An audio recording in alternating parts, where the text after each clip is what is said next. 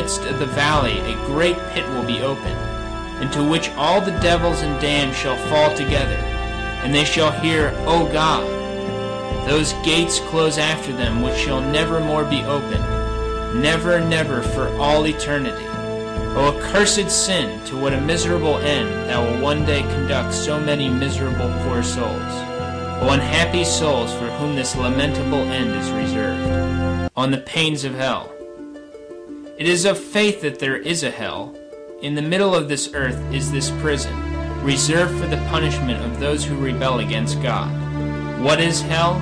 It is a place of torments, a place of torments where all the senses and powers of the damned shall have their appropriate torment. And the more a person has offended God in any particular sense, so much more shall he be tormented in that sense. With what compassion should we hear that a poor man was enclosed in a dark pit for his whole life, or for 40 or 50 years? Hell is a pit enclosed on every side, where no ray of the sun or any other light ever enters. The sense of smell shall be tormented. We read in the life of St. Martin that the evil one appeared to him on one occasion, and the stench that filled the room was so overwhelming that the saint said to himself, if one single devil has such a disgusting odor, what can the stench be in hell, where there are thousands of devils altogether? In hell they will be laid over one another, heaped up together like sheep in the winter season. Nay more, they will be like grapes crushed under the press of the wrath of God. From this shall also come the pain of immobility.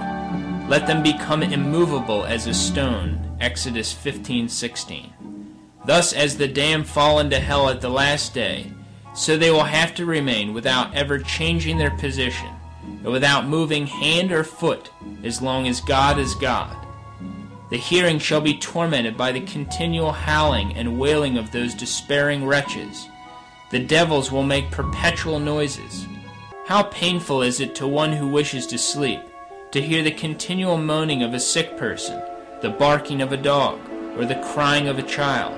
Unhappy souls who are condemned to hear continually, for all eternity, the cries and the howls of those tortured wretches. We know that men often sin through intemperance, greedily indulging themselves in food and drink. Consequently, God has appointed a severe penalty for this sin in the next world. Christ foretells it indeed in the words, Woe to you that are filled, for you shall hunger. Luke 6:25.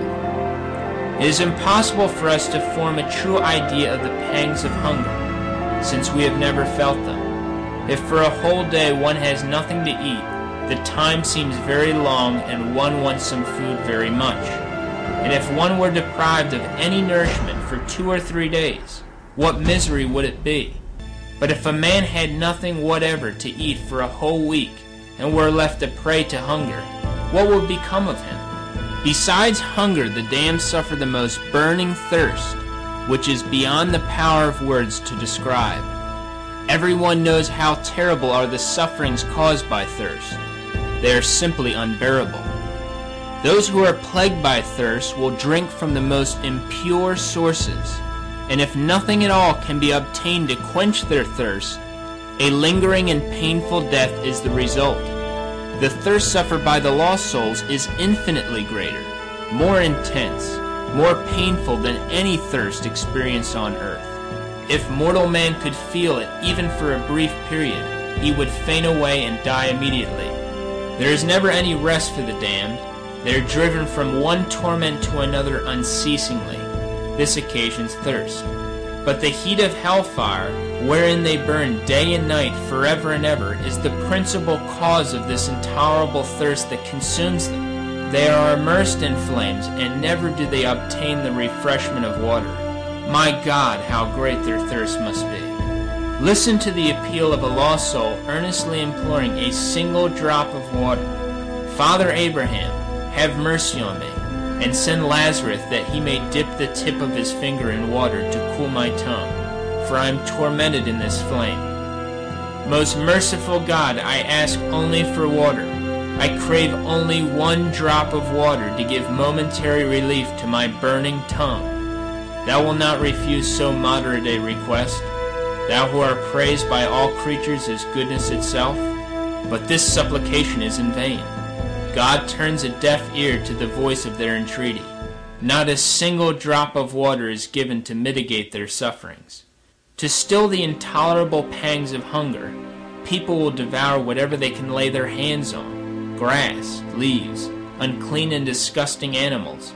Men have been driven even to feed on the flesh of their fellow men, mothers to sacrificing their children, and some have been known to gnaw on their own flesh. They drag on until all their strength is consumed. Finally, through the torture of starvation, they lose their senses. They rave and cry and howl and die the most miserable of deaths. If such are the effects of hunger upon earth, what will be the hunger which will be experienced in hell? If want of food for a few days only causes such torture, what will a continual and never-ending hunger be like? Who can think without horror at the hunger suffered in hell? Some other torments of hell. The Venerable Bede relates the following story of a man who was dangerously sick, and one night was thought to be dead. The next morning he recovered consciousness, to the astonishment of all who were with him, and rose from his sickbed, saying that God had granted him an extension of days in order that he might lead a different life. After dividing his property among his children and giving a portion of it to the poor, he entered upon an excessively different mode of life. Shutting himself up in a small tent beside a river, he spent his days and nights in weeping. In wintertime he plunged up to the throat in the icy waters of the river, and then, shivering and benumbed by the cold, he immersed himself in hot water, which caused him such agony that he could not restrain his cries. When questioned as to the reason of his strange conduct, and how he could possibly bear the sudden alternations of extreme heat and extreme cold, he replied, "I have seen worse things than that." "What did you see?" the others asked him. And he replied, "I have seen how the unhappy souls in another world are cast out of a raging fire into icy cold, and from icy cold back into the burning flames. When I realize what they have to endure, I count my slight sufferings as nothing."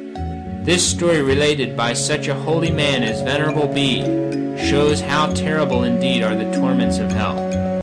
On the smoke of hell. In this horrible darkness the damned lie helpless as blind men, or as those who have had their eyes cruelly put out. They see nothing, for smoke stings their eyes, and the poisonous fumes of sulfur destroy their sight. We know how dense this smoke is from the account given by St. John in Apocalypse 14:11. "Thou knowest how disagreeable smoke is to the eyes and nostrils. In fact, no one can remain in it for a quarter of an hour without suffocating and being half blinded. If this is so on earth, what will it be like in hell? Even in this life, the pain of fire is the greatest of all pains. But the difference between our fire and that of hell is such that, according to St. Vincent Ferrer, our fire is cold. Our fire is created for our use, but the fire of hell is created by God expressly to torment. So that unhappy wretch will be surrounded by fire like wood in a furnace. He will find an abyss of fire below, an abyss above, an abyss on every side. If he touches, sees, breathes, he breathes only fire. He will be in fire like a fish in water. This fire will not only surround the damned, but it will enter into his bowels to torment him. His body will become all fire, so that the bowels within him will burn. His heart will burn in his bosom, his brains in his head, his blood in his veins, even the marrow in his bones. Each reprobate will in himself become a furnace of fire. Some cannot bear to walk on a road burnt up by the sun, nor can they endure a spark that flies from a candle.